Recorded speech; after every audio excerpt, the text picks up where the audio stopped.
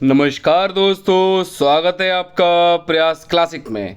आज मैं आपके समक्ष लेकर आया हूँ UP triple S C PET 2025, जो कि वर्तमान में इसकी परीक्षा 6 और 7 सितंबर को होना सुनिश्चित हुई है। 6 और 7 सितंबर को। उसी के साथ बता दूं, यह मैं आज जो टॉपिक लेकर आया हूं वो आपके साइंस से भौतिक विज्ञान के चैप्टर लेकर आया हूं। भौतिक विज्ञान यानी कि यहाँ से आपको एक अथवा 2 नंबर का अवश्य देखने को मिलेगा। यहाँ से आपको 1 या 2 नंबर का अवश्य देखने को पेपर में मिलेगा।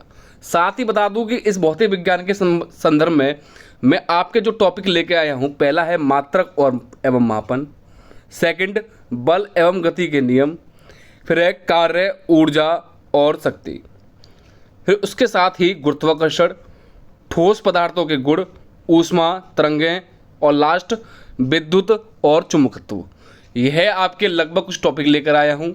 और साथ ही बता दूँ, यह आपकी UP triple S C PET के साथ साथ ये हर परीक्षा के लिए महत्वपूर्ण है। जैसे कि आर्मी की जो परीक्षा होंगी आपकी आगे जाके, आर्मी के लिए, साथ ही पुलिस या यूपी एसआई कह दूं या एसएससी की जो भी परीक्षा है, या ऑल वन डे एग्ज़ाम के लिए यह वीडियो कार्यरत रहेगी। यानी कि यह क्वेश्चन आपके हर परीक्षा में पूछे जाने वाले प्रश्न हैं। और इसी के साथ मैं बता दूं, आपको लगभग 100 प्लस क्वेश्चन आपके समझ लेकर आया हूं। और यदि आप हमारे चैनल से नए जुड़े हुए हो तो हमारे प्रयास क्लासिक 01 को सब्सक्राइब अवश्य कर लें और शेयर करना ना भूलें। बढ़ते हैं क्वेश्चन की ओर। देखिएगा पहला जो टॉपिक है, हमने बताया था वीडियो में, पहला टॉपिक है मात्रक एवं मापन। मात्रक एवं मापन टॉपिक था। इसमें आपका पहला क्वेश्चन दिया हुआ है, निम्नलिखित में से कौन द्रव्यमान की इकाई नहीं है। मैं बता दूं, इस वीडियो में लगभग मैं आपके समझ 100 प्लस क्वेश्चन लेके आ रहा हूं। ये हर परीक्षा के प्रीवियस ईयर क्वेश्चंस हैं, यानी कि प्रत्येक परीक्षा में किसी न किसी परीक्षा में पूछे हुए क्वेश्चन हैं, चाहे वो पुलिस हो, चाहे एसएससी, चाहे यूपीएससी, चाहे एसआई, या सिंपल कहूँ कि आपका जो आर्मी है या पीईटी है या जो भी ऑल वन डे एग्ज़ाम है, वहाँ से क्वेश्चन उठाए गए हैं। तो पहला क्वेश्चन क्या कहता है, द्रव्यमान की इकाई नहीं है। ऑप्शन दिए हैं पॉइंट, किलोग्राम, ग्राम या डायन। पहला ही क्वेश्चन वेरी इंपॉर्टेंट है, यानी कि इनमें से कौन सी द्रव्यमान की इकाई नहीं है। यानी कि 3 तो इकाई होंगी, 1 नहीं। देखिए ऑप्शन, पॉइंट हाँ जी है, किलोग्राम द्रव्यमान की इकाई होती है, बिल्कुल करेक्ट है। ग्राम भी होती है लेकिन डायन नहीं होती, अर्थात इसका यही ऑप्शन गलत है। यानी कि पहले का डी ऑप्शन एकदम सही है।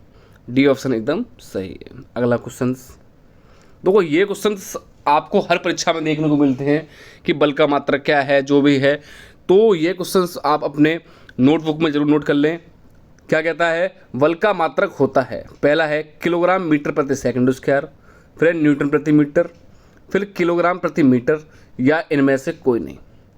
तो इसका आपका पहला ही सही है। बल का मात्रक क्या है, किलोग्राम मीटर प्रति सेकंड स्क्वायर। अगला क्वेश्चन क्या कहता है बेटा, फेरड किसका मात्रक है, प्रतिरोध का, चालकत्व का, धारिता का या प्रेरकत्व का। तो फेरड की बात करूं, इसमें मात्रक है, देखो मैंने अभी ऊपर बताया टॉपिक सारे मात्रक मापन के हैं। पहला तो ये किसका, आपका धारिता का मात्रक है। किसका, धारिता का। यानी कि तीसरा ऑप्शन एकदम करेक्ट है। अगला, ऊष्मा के यांत्रिक तुल्यांक का मात्रक है जूल या कैलोरी या जूल प्रति किलोग्राम, या इनमें से कोई नहीं। तो क्या है, ऊष्मा के यांत्रिक तुल्यांक का मात्रक की बात करूं तो क्या है, आपका पहला ही ऑप्शन सही है, जूल प्रति कैलोरी। यहाँ से मैं बता दूं, हर परीक्षा में 1 से 2 क्वेश्चन अवश्य देखने को मिलेंगे। अब बच्चे कहते हैं हम 1 या 2 क्वेश्चन से क्या करेंगे बढ़ के, लेकिन बच्चों की जब नौकरी पॉइंटों से 0.02 से या 25 से या जब छूटती है ना, तो बच्चा कहता है कि हाँ, ये भी उसके लिए भी बहुत बड़ा इसको लगता है। तो इसका आपका चौथे का पहला ऑप्शन एकदम करेक्ट है। अगला, बल अर्थात फोर्स की एसआई यूनिट क्या है, केल्विन, न्यूटन, पास्कल या वोल्ट। तो क्या है आपकी इसकी, आपका सेकंड ऑप्शन सही है, क्या है, न्यूटन। न्यूटन एकदम करेक्ट है। अगला, प्रतिरोध को मापने की इकाई क्या है? यह है आपका अभी आर्मी अग्निवीर जो हुए थे पेपर, उसमें बहुत पूछा गया था। ऑनलाइन पेपर हुए थे ना जो आपके 30 जून से, उसमें एक क्वेश्चन बहुत पूछे गए थे कि आर्मी अग्निवीर में कि प्रतिरोध का मापने की इकाई क्या है, प्रतिरोध का मापने का मात्रक क्या है या प्रतिरोध का मात्रक क्या है। तो इसका प्रतिरोध का मापन मात्रक क्या है आपका? ओम, फेरेड या हेनरी या वेबर। तो इसका आपका मात्रक क्या है आपका बेटा? ओम। प्रतिरोध का मात्रक क्या है? ओम। ये आर्मी अग्निवीर 2025 में बहुत पूछा गया है, 26 में भी पूछा जाएगा आपका। अगला, पृथ्वी से लेकर सूर्य तक की अनुमानित दूरी निम्न की लंबाई की यूनिट है? लाइट ईयर्स या एस्ट्रोनॉमिकल यूनिट या केल्विन या जूल। तो क्या है इसकी आपका? सेकंड ऑप्शन सही है आपका, एस्ट्रोनॉमिकल यूनिट। अगला, निम्नलिखित में से सदिश राशि है? स्थिति या वेग या त्वरण या दूरी या चाल या त्वरण या बल या घनत्व। तो सदिश राशि बात करूँ तो उसको पहला ही सही है, स्थिति और वेग। देखो जहाँ आपका स्थिति आ जाए, वेग आ जाए, संवेग आ जाए, आवेग आ जाए या त्वरण तो है ही, या त्वरण भी आ जाए, तो दूरी आपकी कैसी है? अदिश है। लेकिन यहाँ चाल अदिश है, ऐसे यहाँ घनत्व अदिश है। तो सिंपल कहूँ, जहाँ आपका स्थिति, वेग, त्वरण है ना, उसके साथ बल और भार और आवेग, स्थिति, ये सारी क्या हैं? सदिश। इसमें आपकी परमाणु और दिशा दोनों ही निश्चित होती है, वह सदिश राशियाँ कहलाती हैं। अर्थात 8 का ए ऑप्शन करेक्ट है। अगला, निम्नलिखित में से कौन सा सदिश मात्रक नहीं है? तो इसमें नहीं पूछ लिया है, यानी कि 3 है, 1 नहीं है। अभी मैंने बोला है ऊपर, तो कौन सा होगा देखिएगा। आवेग है, विस्थापन है, बल आगुण है, लेकिन गति नहीं है, यानी कि यह सदिश राशि नहीं है, सदिश मात्रक नहीं है। अर्थात 9 का डी ऑप्शन एकदम करेक्ट है। अगला, दूध का आपेक्षिक घनत्व ज्ञात किया जा सकता है? वेरी वेरी इंपॉर्टेंट क्वेश्चन है आपका। कैसा? वेरी वेरी इंपॉर्टेंट क्वेश्चन है, ऐसे आप लिख लेना। तो किस में है आपका? हाइड्रोमीटर में से, हाइग्रोमीटर से या लैक्टोमीटर से या थर्मामीटर से। यह आप बता दूं, यह है आपका यूपी प्लस में पूछा गया था, एसएससी की परीक्षा में पूछा जाता है, आर्मी की परीक्षा में पूछा जाता है और साथ ही यूपी एसआई में भी पूछा गया है। ये हर प्रीवियस ईयर का पेपर है। तो इसका कैसा रहेगा आपका ऑप्शन? लैक्टोमीटर से, यानी कि दूध के अपेक्षित घनत्व किससे ज्ञात किया जाता है? लैक्टोमीटर से किया जाता है। अगला क्वेश्चन, गाइकर मूलर काउंटर द्वारा जांच की जाती है? सूर्य की किरणों के विकिरण की, रेडियो सक्रिय स्रोत के विकिरण की, समुद्र की गहराई की या लवण घोल की सांद्रता की। तो किसकी की जाती है? ग्यारह की बात करूं तो इसमें आपका बी ऑप्शन एकदम सही है, किसके? रेडियो सक्रिय स्रोत के विकिरण की। अगला 12, निम्नलिखित में से कौन सा यंत्र धातु भट्टियों के अंदर के तापमान को मापने के लिए सबसे उचित है? पायरोमीटर, थर्मोकपल या थर्मामीटर या थर्मिस्टर। तो 12 की बात करूं तो आपका पहला ही ऑप्शन सही है, pyrometer. Very very important question है ये भी आपका। अगला 13 क्या कहता है? मृदा में जल तनाव मापने के लिए प्रयोग किए जाने वाले यंत्र को क्या कहा जाता है? प्रकाश मापी, उत्तमा मापी या शुष्कता मापी या तनाव मापी।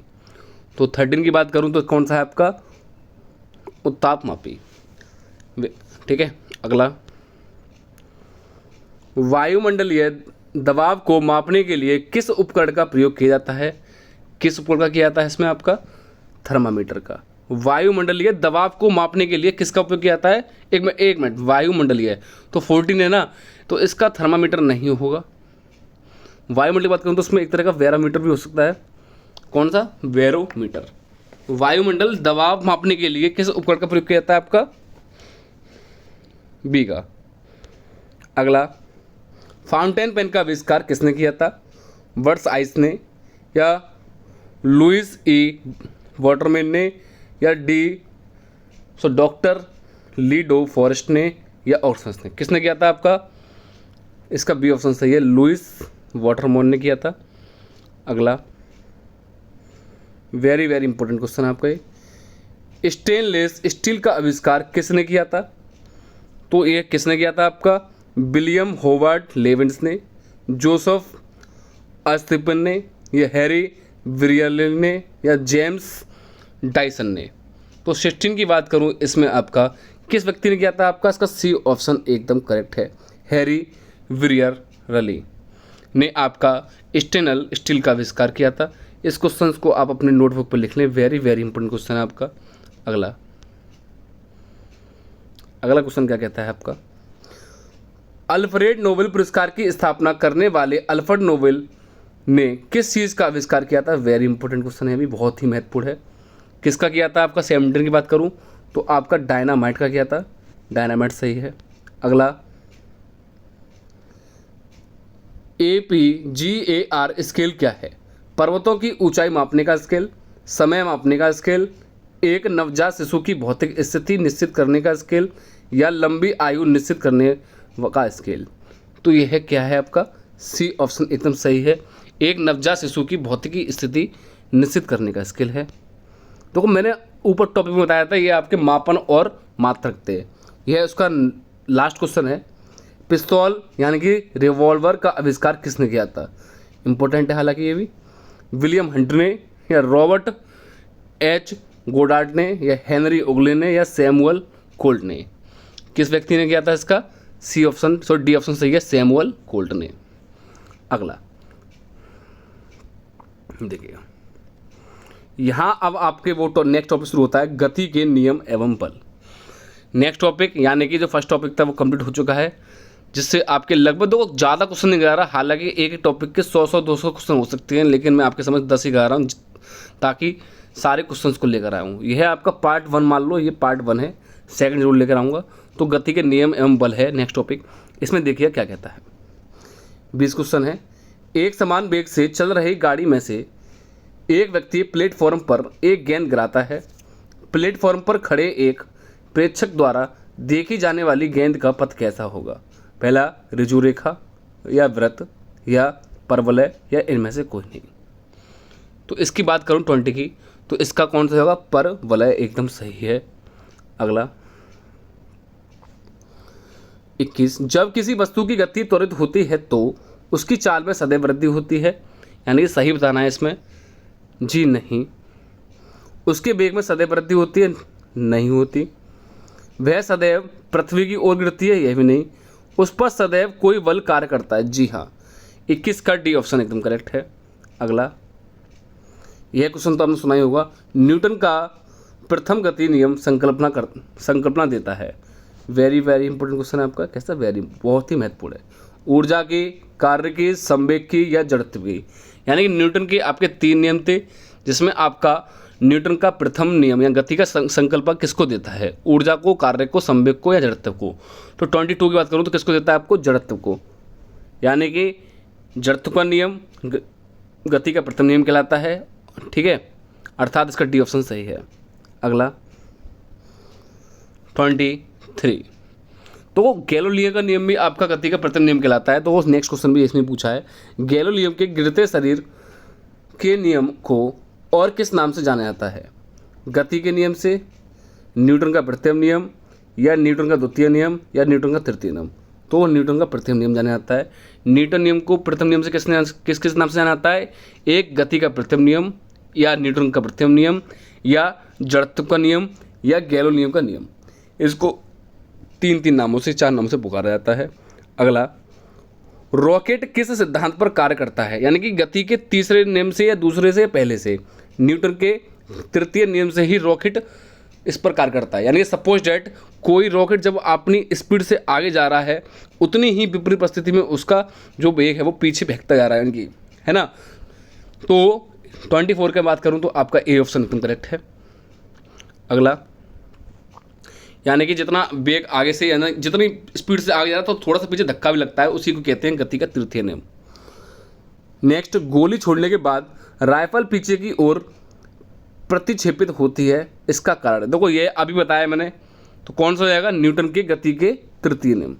यानी कि जैसे रॉकेट हो, या बंदूक चलाते हैं, या राइफल चलाते हैं, थोड़ा सा पीछे धकेलता है, तो वो आपको किस में आता है? वो आपका गति के तृतीय नियम में आता है। अगला, बॉल को लपकते कैच करते समय एक क्रिकेट खिलाड़ी निम्नलिखित में से किसको कम करने के लिए अपना हाथ नीचे कर लेता है? बल, संवेग, आवेग, या कैच करने के समय? 26 की बात करूं तो आपका सी ऑप्शन सही है, आवेग। अगला,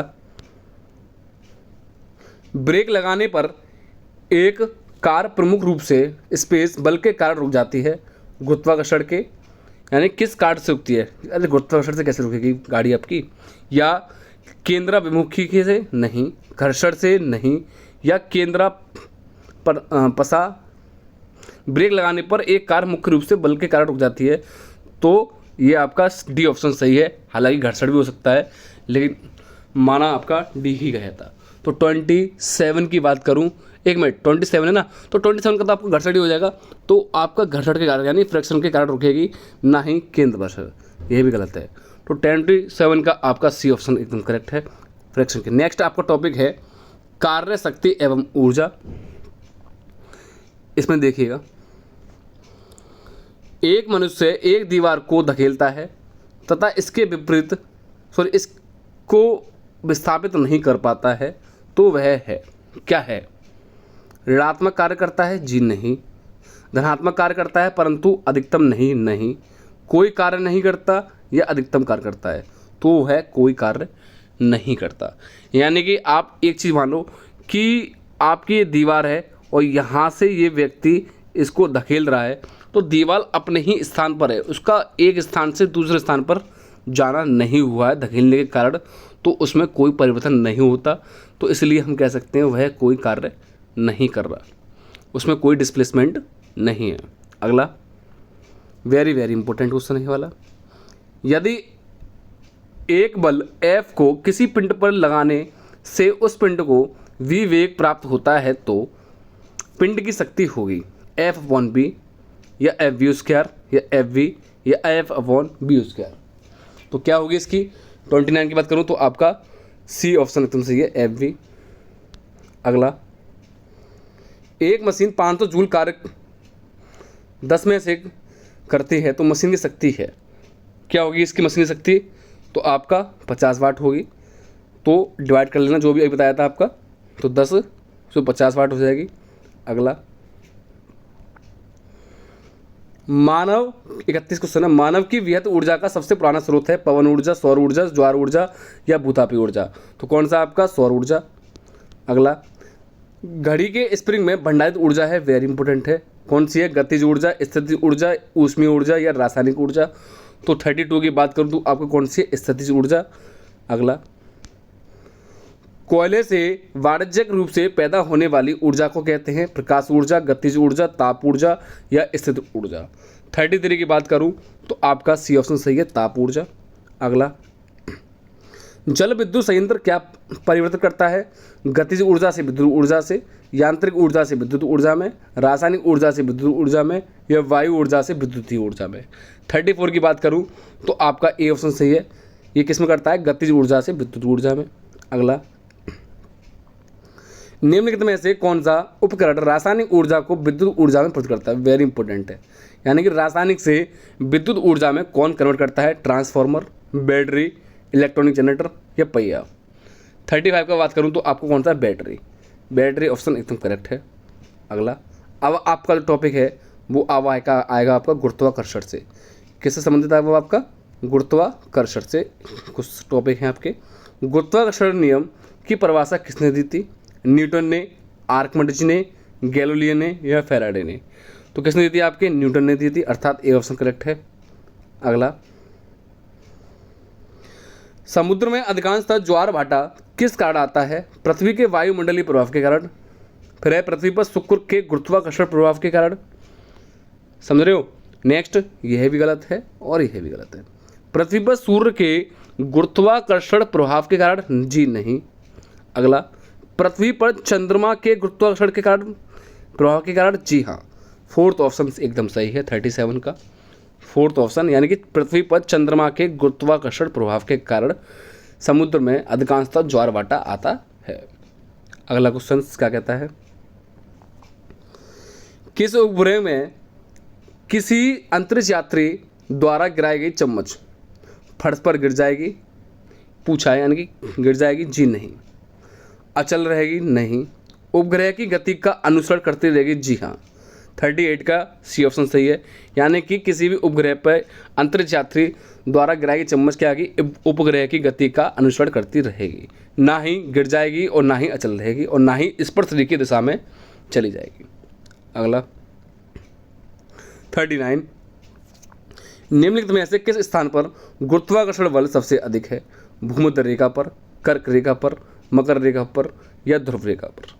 तो कहाँ है आपका ये ध्रुव रेखा पर है। अगला, पृथ्वी के केंद्र पर किसी वस्तु का द्रव्यमान होगा सतह से कम, वेरी इंपॉर्टेंट है, सतह से कम या स्थिर या सतह से अधिक या शून्य। पृथ्वी के केंद्र पर किसी वस्तु का द्रव्यमान कैसा रहेगा आपका, वो स्थिर रहता है। अगला, चलती लिफ्ट में व्यक्ति के वजन पर क्या प्रभाव होगा, बढ़ जाएगा, घट जाएगा, भार नहीं बदलेगा या बढ़ या घट सकता है। तो देखा जाए तो ये बेसिक पॉइंट है, लेकिन ये इंपॉर्टेंट भी है ना, महत्वपूर्ण भी है। तो 41 की बात करूं तो वो आपका भार नहीं बदलेगा, यानी कि लिफ्ट चल रही है, वहाँ कोई व्यक्ति खड़ा है तो उसके वेट पे कोई प्रभाव पड़ता है, नहीं पड़ता। पतला है, मोटा है, जो भी वो जैसा है वो वैसा ही रहता है, ना कि उसके कोई वेट पर कोई इफेक्ट नहीं पड़ता। अगला क्वेश्चन देखिएगा, वेरी इंपॉर्टेंट है, 42, वेरी इंपॉर्टेंट लिखना आप। पृथ्वी का पलायन वेग है कितना है आपका, 11.2 किलोमीटर प्रति सेकंड। अगला, पृथ्वी के पलायन वेग की अपेक्षा कम वेग पर एक मिसाइल को लॉन्च करने के लिए कुल ऊर्जा होनी चाहिए, कितनी होनी चाहिए आपकी, लगभग, धनात्मक नहीं, ऋणात्मक जी नहीं, शून्य होनी चाहिए, तभी वह आपको मिसाइल को लॉन्च करने के लिए तत्पर रहते हैं। अगला, चंद्रमा पर पलायन वेग का मान है 5.2 किलोमीटर प्रति सेकंड, 2.38 किलोमीटर प्रति सेकंड या 3.5 किलोमीटर प्रति सेकंड या 7.2। तो आपका इसका बी ऑप्शन एकदम सही है। अगला, अब नेक्स्ट टॉपिक आता है आपका किसका, ठोस तथा द्रव पदार्थों के गुण। अगला टॉपिक है, वह टॉपिक कंप्लीट हो चुका है। अगला टॉपिक इसका आपका ठोस तथा द्रव पदार्थों के गुण। इसमें 45 कहता है कि दबाव की एसआई इकाई है, क्या है, प्रति वर्ग सेंटीमीटर न्यूटन, जी नहीं, न्यूटन वर्ग प्रति मीटर, नहीं, न्यूटन प्रति वर्ग मीटर, नहीं। अगला, न्यूटन वर्ग सेंटीमीटर, हाँ जी। 45 का डी, एक मिनट 45 का सी ऑप्शन एकदम सही है, ना ही डी। 45 का सी ऑप्शन एकदम करेक्ट है। अगला देखिए क्या कहता है क्वेश्चन, द्रव्यमान यानी कि मास प्रति यूनिट आयतन क्या है, बल, कार्य, घनत्व, दाब। तो क्या है वह है आपका घनत्व है, अर्थात सी ऑप्शन सही है। अगला,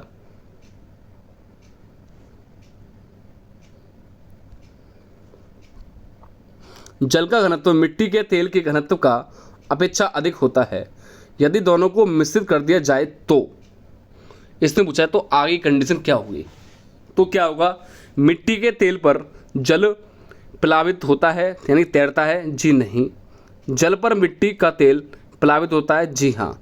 जल पर मिट्टी का तेल क्या रहेगा, तैरता रहेगा, ना कि मिट्टी के तेल पर जल तैरता रहता है। यानी कि जल पर, यानी कि सपोज डैट ये आपका जल है, यहाँ आपका जल भरा हुआ है और यहाँ ऊपर से मिट्टी का तेल डाला है, तो यहाँ आपका क्या है, ये मिट्टी का तेल तैरता रहेगा। ओके, देखिएगा नेक्स्ट क्वेश्चन 48, एक सुई या पिन जल के पृष्ठ पर किसके कारण प्लावन होती है, अर्थात तैरती है, किसके कारण तैरती है, आपके पृष्ठ तनाव के।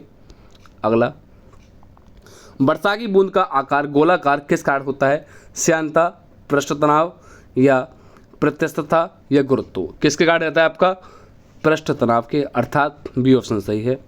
नेक्स्ट टॉपिक आपका ऊष्मा का है, किसका, ऊष्मा का। अगला टॉपिक ऊष्मा का है, निम्नलिखित में से कौन सा एक बुरा ऊष्मा परिचालक है, कौन सा, एल्युमिनियम, तांबा, कांच या चांदी। तो 50 की बात करूं तो आपको कौन सा है, कांच है। अगला, निम्नलिखित में से कौन सा विकल्प उष्णता का कुचालक यानी कि उष्णता का कुचालक कौन सा है, लकड़ी, हीरा, पानी या माइका। तो कौन सा है आपका, लकड़ी। कुचालक यानी कि जिसमें करंट नहीं प्रवाहित होता, यानी कि जिसमें बिजली नहीं आती, उसे कुचालक कहते हैं, और जिसमें आपकी बिजली आ जाए उसे हम सुचालक के नाम से पुकारते हैं। तो इसका 51 का फर्स्ट ऑप्शन एकदम सही है। ये देखो UP triple S C PET से संबंधित है। किससे? UP triple S C PET, जिसकी परीक्षा आपकी 6 और 7 सितंबर को सुनिश्चित होना निश्चित हुई है। ठीक है, वहाँ से बहुत टॉपिक आएंगे यहाँ से। अगला, घन वस्तुओं में ऊष्मा चालन की दर स्पेस पर निर्भर नहीं करती, यानी कि नहीं करती, यानी कि 3 पर करेगी, इसमें से ऑप्शन में से 1 पर नहीं करेगी। तो किस पर नहीं करती आपकी? देखिएगा, सामग्री की घनता पर करती है, सामग्री के आयाम पर करती है, इलेक्ट्रॉनिक्स विन्यास पर करती है, लेकिन घर्षण पर नहीं करेगी, अर्थात सी ऑप्शन सही है। अगला, उष्णता अर्थात हीट से संबंधित भौतिक विज्ञान की शाखा को क्या कहते हैं?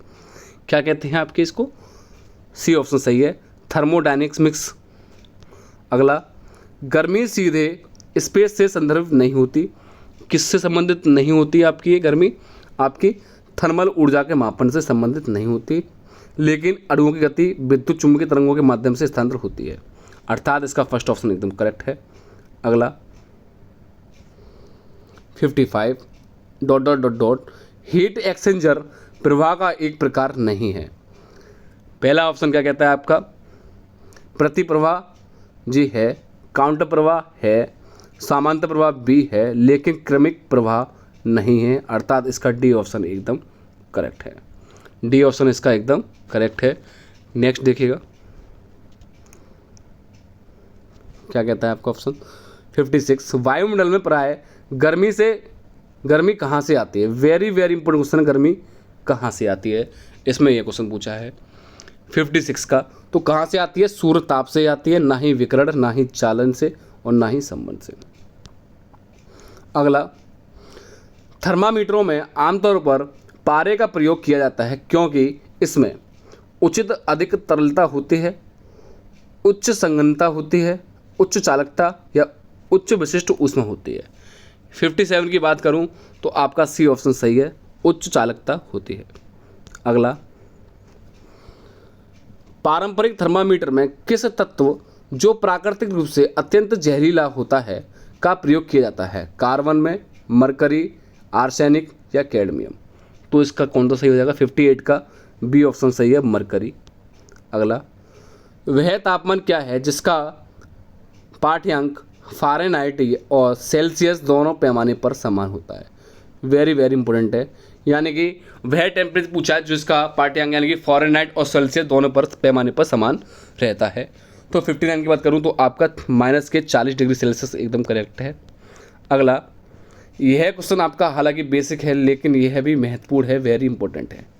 मानव शरीर का औसत तापमान कितना होता है? 34 degree Celsius, 35 degree Celsius, 36 degree Celsius या 37 डिग्री सेल्सियस? तो कितना रहता है आपका 60 का? 37 डिग्री सेल्सियस मानव शरीर का औसतन तापमान रहता है। अगला, क्रायोजेनिक स्पेस को दर्शाता है, किसको दर्शाता है?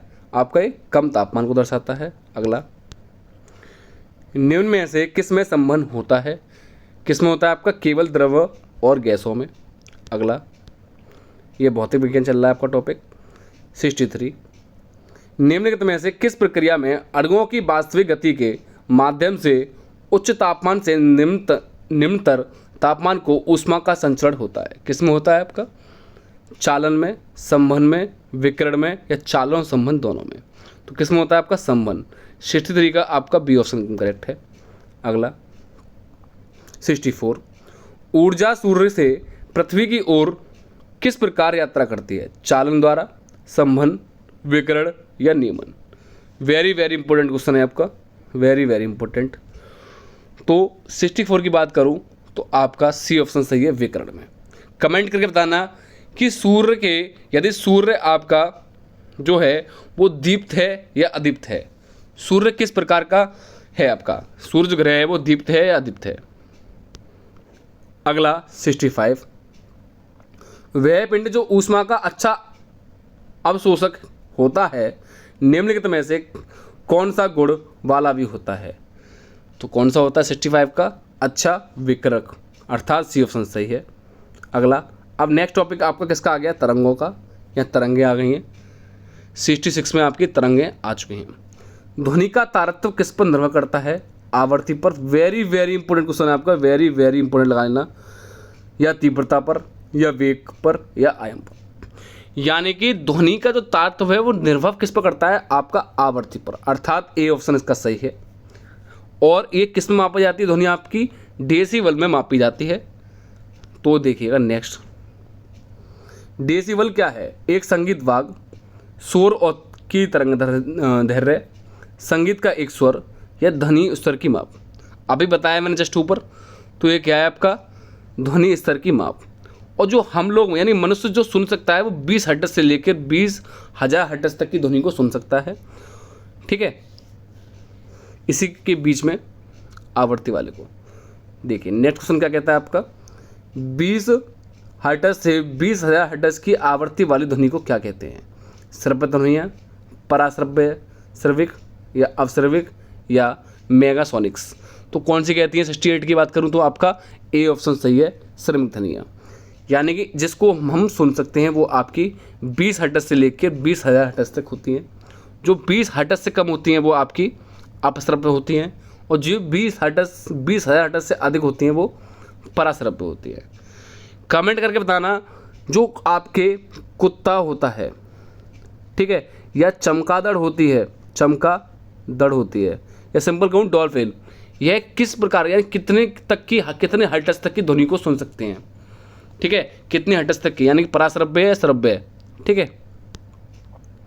अगला, पराश्रव्य तरंग की आवृत्ति होती है विशिष्ट रूप से कितनी होती है, अभी बताया जस्ट मैंने ऊपर 69 का कौन सा ए ऑप्शन, 20,000 हर्ट्ज से ऊपर, ये के का मतलब 1000 है, तो 20,000 हर्ट्ज से ऊपर है किसकी, पराश्रव्य की। अगला, वायु में ध्वनि का वेग किस पर निर्भर करता है, वायु के घनत्व पर, वायु के ताप या तापमान पर, वायु के दबाव पर, या वायु की आर्द्रता पर। किस पर करता है, वायु के दबाव पर। अगला, प्रतिध्वनि सुनने के लिए न्यूनतम दूरी मीटर में कितनी होनी चाहिए, वेरी इंपॉर्टेंट क्वेश्चन है आपका, बहुत ही महत्वपूर्ण है। यानी कि प्रतिध्वनि यानी कि आपको जो लौट कर ध्वनि आती है उसको सुनने के लिए लगभग जो न्यूनतम दूरी है मीटर में कितनी होना निश्चित होनी चाहिए, तो कितना 17 मीटर, कितना 17 मीटर होनी चाहिए। अगला, SONAR सोनार का पूरा नाम क्या है, तो क्या है 72 का, साउंड नेविगेशन एंड रैंकिंग, ठीक है, साउंड नेविगेशन एंड रैंकिंग है, अर्थात सी ऑप्शन सही है। अगला, निम्नलिखित में से किस विद्युत चुम्बकीय तरंग की तरंग दैर्घ्य सबसे कम होती है, किसकी होती है, आपकी इंपॉर्टेंट क्वेश्चन है ये भी आपका, रेडियो तरंग की, या अवरक्त तरंग की, एक्स किरणों की, या गामा किरणों की। तो किसकी होती है, आपकी गामा किरणों की होती है। अगला, अवरक्त किरणें क्या है, वेरी वेरी इंपॉर्टेंट लगाना, अवरक्त किरणें आखिर कौन सी होती है, ये पीटी की परीक्षा में, आर्मी, पुलिस, जीडी सब में पूछा गया है, तो इसका आखिर कौन सा सही होगा, 74 का कौन सी आपकी विद्युत चुम्बकीय तरंगें होती हैं, अवरक्त तरंगें। अब देखो यहाँ आपका प्रकाश का टॉपिक आ गया, कौन सा प्रकाश, अब आपके प्रकाश से संबंधित क्वेश्चन पूछे जाएंगे। 75 क्वेश्चन क्या कहता है, जिस सामग्री से रोशनी अर्थात लाइट पारित हो सके को क्या कहते हैं, यानी कि जिससे आपकी लाइट हो सके उसे हम क्या कहते हैं, ट्रांसलूसेंट, या ओपेक, या विट्रियस, या ट्रांसपेरेंट। तो कैसे क्या कहते हैं उसे, ट्रांसपेरेंट। हालांकि हम इसे लगा सकते हैं, बेसिक पॉइंट है, लेकिन काफ़ी बच्चे आपके कन्फ्यूजन में रहते हैं। अगला, 76 ENT डॉक्टरों द्वारा प्रयोग जाने वाला हेड मिरर किस प्रकार का होता है, इंपॉर्टेंट क्वेश्चन है आपका, अवतल, उत्तल, समतल, या समतल उत्तल। तो कौन सा होता है वो आपका, अवतल होता है, ठीक है। हेड मिरर किसका होता है, आपका अवतल का होता है। और जो गाड़ी होती है ना गाड़ी, तो गाड़ी के जो साइड मिरर होते हैं, साइड मिरर वो कौन से होते हैं, आपके उत्तल दर्पण होते हैं, कौन से, उत्तल दर्पण होते हैं। और जो सामने वाला जो मिरर होता है ना उसे हम कहते हैं अवतल। यानी कि गाड़ियों के जो साइड मिरर कहलाते हैं वो आपके कौन से होते हैं, उत्तल हैं, और सामने वाले अवतल हैं। कमेंट करके बताना, मनुष्य की जो आँख होती है, मनुष्य की आँख में जो लेंस होता है वो कौन सा होता है, उत्तल लेंस होता है या अवतल लेंस होता है, कमेंट करके अवश्य बताएं। कारों के हेड लैंप में प्रयुक्त दर्पण किस प्रकार का होता है, देखो अभी बताया है मैंने, तो 77 की बात करूँ तो आपका ए ऑप्शन सही है, परवलयक अवतल। अभी बताया मैंने कौन सा होता है, अवतल, लेकिन परवलयक अवतल होता है। यानी कि गाड़ियों के जो आपके हेडलाइट होती है मेन, यानी कि गाड़ी की हेडलाइट होती है उसमें कौन सा होता है, अवतल, और साइड जो मिरर होते हैं उसमें होता है आपका उत्तल दर्पण। अगला, वाहन चालन हेतु पार्श्व दृश्य दर्पण होता है, साधारण, अवतल, उत्तल या प्रतिलोमित। तो 78 की बात करूं तो आपका कौन सा, सी। अभी भी बताया ऊपर वीडियो में, तो सी ऑप्शन करेक्ट है। अगला, एक चम्मच जो टेढ़ा दिखता है किसका उदाहरण है, किसका उदाहरण है, वह आपका अपरिवर्तन का, यानी कि अपरिवर्तन का है। अगला, निर्वात में एक माध्यम में प्रकाश की गति के अनुपात को क्या कहा जाता है, क्या कहा जाता है, आपका बी ऑप्शन सही है, रिफ्रैक्टिव इंडेक्स कहा जाता है। अगला, 81, निम्न में से कौन प्रकाश के वायुमंडल अपरिवर्तन की घटना नहीं है, यानी कि 3 है, 1 नहीं है। रातों में तारों की टिमटिमाहट जी होती है, अपरिवर्तन की घटना होती है ये तो। सूर्य का आकाश अपनी वास्तविक ऊंचाई से ज़्यादा ऊंचाई पर दिखना, यह भी होती है, अर्थात ए और बी एकदम सही है, लेकिन नहीं पूछा ना इसमें तो आपका। अगला, सूर्य का अपने वास्तविक उदय से 2 या 3 मिनट पहले दिखाई देना, यह भी होती है। अगला, सूर्य का सूर्यास्त के समय लाल दिखाई देना, लेकिन यह नहीं होती, अर्थात यही ऑप्शन एकदम सही है, यही ऑप्शन आपका एकदम सही है। ठीक है। अगला 82, आकाश में नीला रंग प्रकट होने के साथ संबंधित प्रकाश की परिघटना है, व्यतिकरण, परावर्तन, अपवर्तन या प्रकीर्णन। तो कौन सी है, प्रकीर्णन एकदम करेक्ट है। अगला 83,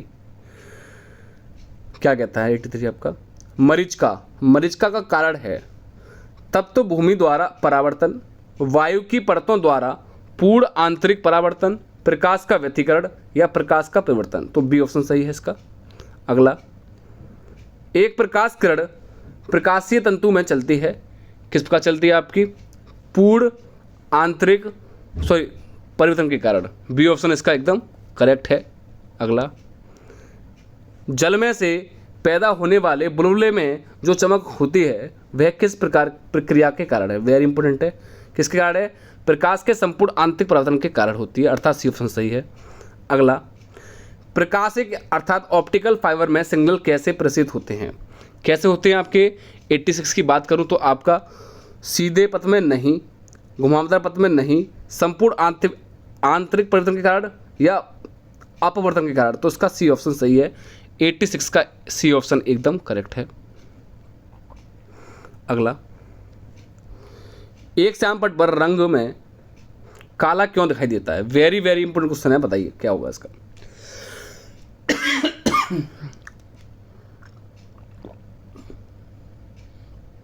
को बताइए क्या होगा आगे। वह सभी रंग अवशोषित करता है, यह तो आपका सी टेट में भी पूछा गया है, किसमें, सी टेट में, और सी टेट की परीक्षा के लिए भी बहुत महत्वपूर्ण क्वेश्चन है ये भी। एक श्यामपट रंग में काला क्यों दिखाई देता है, वह सभी रंग अवशोषित करता है, ना ही वह काला रंग प्रतिबिंबित होता है, वह काला रंग अवशोषित करता है और वह काला रंग प्रतिबिंबित होता है, ये सारे ही गलत हैं, लास्ट ऑप्शन इसका एकदम सही है, डी ऑप्शन। अगला, जब वस्तु को स्पेस पर रखा जाता है तो अभिसरण लेंस में कोई भी प्रतिबिंब नहीं बनेगी। 88 की बात करूं तो कौन सा है, फोकस बिंदु एकदम सही है। अगला, निकट दृष्टि दोष से पीड़ित व्यक्ति की दृष्टि सही करने के लिए किस प्रकार के लेंस का प्रयोग किया जाता है, वेरी वेरी इंपॉर्टेंट है। तो कौन, निकट दृष्टि दोष, दूर दृष्टि दोष या जरा दृष्टि दोष, ये 3 प्रकार के होते हैं, और भी होते हैं। तो कौन सा लेंस प्रयोग किया जाता है इसमें, अवतल लेंस, यानी कि निकट दृष्टि दोष में आपका अवतल लेंस का प्रयोग होता है, लेकिन दूर दृष्टि दोष में आपका उत्तल लेंस का प्रयोग किया जाता है। ठीक है, निकट में आपकी दूर की वस्तुएं स्पष्ट नहीं दिखाई देती और दूर दृष्टि में आपकी पास की वस्तुएं स्पष्ट नहीं दिखाई देती। अगला 90, अबिंदुकता का दोष दूर करने के लिए निम्नलिखित में से किस लेंस का प्रयोग करना चाहिए, किस लेंस का प्रयोग करना चाहिए आपका, पहला ही है आपका सिलेंडरी लेंस का प्रयोग नहीं करना चाहिए, लेकिन शेष आपका प्रयोग करना चाहिए, अर्थात फर्स्ट ऑप्शन एकदम सही है। अब आता है आपका टॉपिक नेक्स्ट, विद्युत एवं चुंबकत्व, जो कि आपका लास्ट टॉपिक था। विद्युत एवं सेकंड लास्ट है अभी, तो उसके बाद एक और होगा उसमें जिसमें आपके 2 क्वेश्चन पूछे जाएंगे। ओम का नियम सत्य है केवल धात्विक चालकों के लिए, केवल आधात्विक चालकों के लिए, या केवल अर्धचालकों के लिए, या उपयुक्त सभी के लिए। 90 और इनका पहला सही है, केवल धात्विक चालकों के लिए ओम का नियम सत्य है। अगला, विभवांतर के मापन हेतु प्रयुक्त मापक यंत्र है। वेरी वेरी इंपॉर्टेंट लगाना से, वेरी वेरी इंपॉर्टेंट, बहुत ही महत्वपूर्ण है। अमीटर, वोल्टमीटर या ओम मीटर। तो पहला ही आपके जब ऑप्शन मिल जाए तो लगा दिया करो। तो कौन सा होता है? वोल्टमीटर। अगला 93, घरेलू विद्युत उपकरणों में प्रयुक्त सुरक्षा फ्यूज तार उस धातु से बनी होती है जिसका प्रतिरोध कम हो या गलनांक कम हो या विशिष्ट घनत्व कम हो। तो इसका बी ऑप्शन सही है, इसका गलनांक कम हो, अर्थात बी ऑप्शन इसका एकदम करेक्ट है। अगला 94 देखिएगा क्या कहता है। हालांकि बहुत सिंपल है, लेकिन कहता क्या है वो देखिएगा। एक फ्यूज की तार को इन लक्षणों के कारण पहचाना जाता है। किन कारणों के पहचाना जाता है? उच्च प्रतिरोधकता तथा उच्च गलनांक के कारण, न्यूनतम प्रतिरोधकता तथा उच्च गलनांक के कारण, या उच्च प्रतिरोधकता और न्यूनतम गलनांक, अर्थात सी ऑप्शन सही है। जहां आपका ऑप्शन मिल जाया करे वहां छोड़ दिया करो, अर्थात 94 का सी ऑप्शन एकदम सही है। अगला 95, विद्युत बल्ब का फिलामेंट किस से बना होता है? वेरी वेरी इंपॉर्टेंट है। किसका बना होता है? तांबा, नाइक्रोम, सीसा या टंगस्टन का। 95 की बात करूँ तो किसका बना होता है? टंगस्टन का। यानी कि सपोज डेट कि आपका बल्ब होता है कुछ इस प्रकार से और बीच में इसमें आपकी कोई तार सा होता है, वो किसका बना होता है? आपका टंगस्टन। इसे हम क्या कहते हैं? टंगस्टन कहते हैं, अर्थात 95 का डी ऑप्शन सही है। अगला, ट्यूबलाइट के साथ प्रयुक्त चौक मूलतः क्या है? प्रेरक, संधारक या परिणामित्र या प्रतिरोध। 96 की बात करूं तो आपका ए ऑप्शन से ये प्रेरक होता है। अगला, ट्रांसफॉर्मर किससे परिवर्तित करने की युक्ति है? 97, तो किसकी है आपकी? कम वोल्टेज एसी को उच्च वोल्टेज एसी में, अर्थात सी ऑप्शन सही है। अगला, ट्रांसफॉर्मर के कोड के लिए सर्वोत्तम द्रव्य है। इसमें सर्वोत्तम द्रव्य बताना है, आखिर कौन सा सही है? तो कौन सा है? नरम लोहा। ये आपके शेष 3 नहीं है। अगला, ट्रांसफॉर्मर किसके सिद्धांत पर कार्य करता है? वेरी इंपॉर्टेंट क्वेश्चन है आपका। पहला है स्वर प्रेरण, अन्यो प्रेरण, जनरेटर या इन्वर्टर। तो किस पे कार्य करता है ये आपका? अन्योन्य प्रेरण। अगला, डायनेमो परिवर्तित करता है। वेरी वेरी इंपॉर्टेंट क्वेश्चन लगाने से, बहुत ही महत्वपूर्ण है। किस में परिवर्तित करता है आपका डायनेमो? बात करूं तो आपका यांत्रिक ऊर्जा को विद्युत ऊर्जा में, विद्युत ऊर्जा को यांत्रिक ऊर्जा में, या सी ऑप्शन कहता है यांत्रिक ऊर्जा को चुंबकीय ऊर्जा में, या उपरोक्त में से कोई नहीं। तो किस में परिवर्तित करता है आपका? यांत्रिक ऊर्जा को विद्युत ऊर्जा में डायनेमो यह परिवर्तित करता है। तो यहाँ आपके 100 क्वेश्चन कंप्लीट हो चुके हैं। ठीक है, मैंने आपको 100 प्लस के बोला था, तो अभी और कराता हूँ। ठीक है, लेकिन ये सारे ही महत्वपूर्ण क्वेश्चन है आपके। अगला क्वेश्चन क्या कहता है आपका? प्रत्यावर्ती धारा को दिष्ट धारा में बदला जाता है। किसके द्वारा बदला जाता है आपका ये प्रत्यावर्ती को? तो इसका डी ऑप्शन सही है, दिष्टकारी धारा।